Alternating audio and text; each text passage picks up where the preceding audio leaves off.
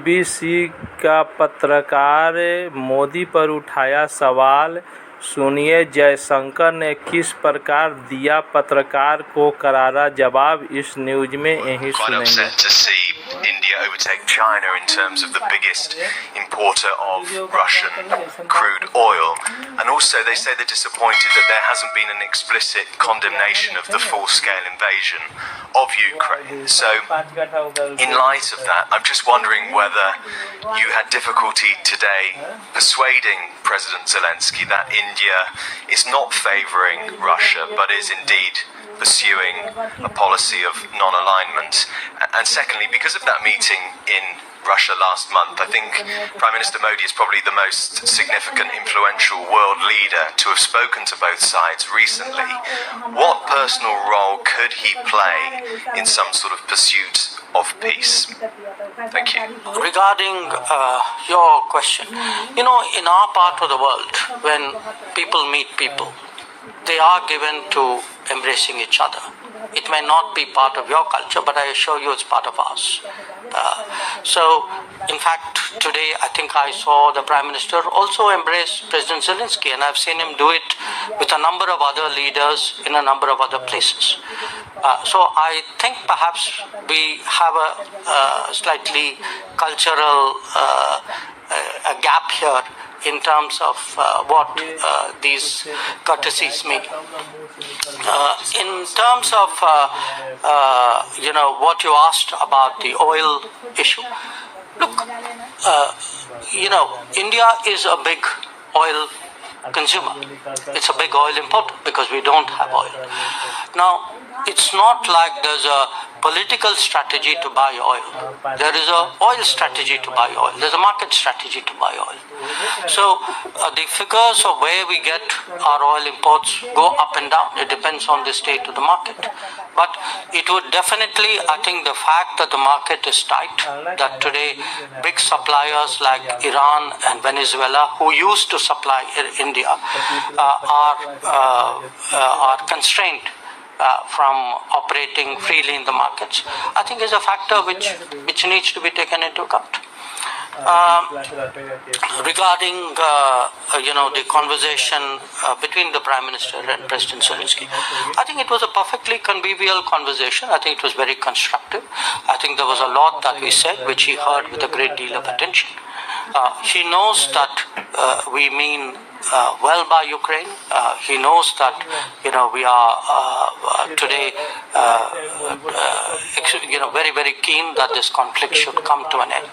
And essentially, what the message from our side to him, which surely would have not come as a surprise to him, is that if there is anything that we can do in any way, in sort of upfront or behind or supporting somebody, it's the objective that we are interested in rather than the process.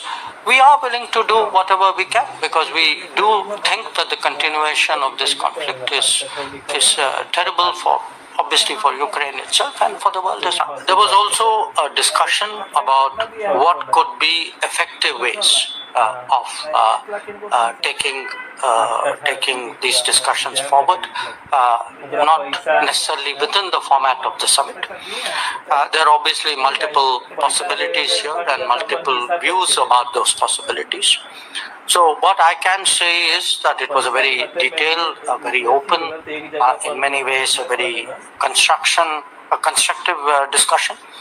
And if there is any further development in that regard, we will obviously keep you all informed. With regard to other issues, I think the best that I would do, because we have a paucity of time, would be to refer you to the joint statement. Just again, I'm summing it up very succinctly. I'm not touching all points, but in the joint statement, I want to emphasize that the Prime Minister and the President reiterated their readiness to further cooperation in upholding principles of international law, including the UN Charter, such as respect for territorial integrity and sovereignty of states. As I said, they spoke about the summit on peace in Ukraine.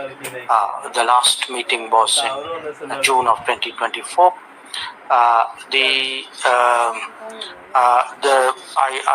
In terms of our own positions, I think I read out for you that particular paragraph.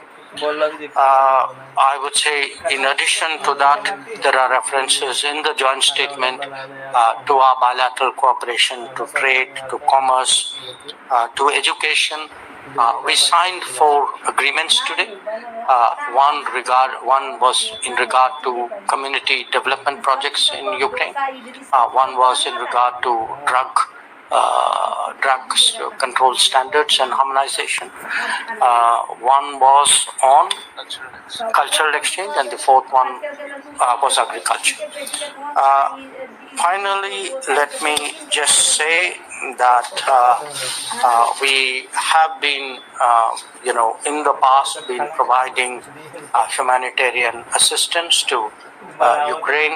I think 17 consignments so far have been delivered. These are largely in the medical, on the medical side. And today we handed over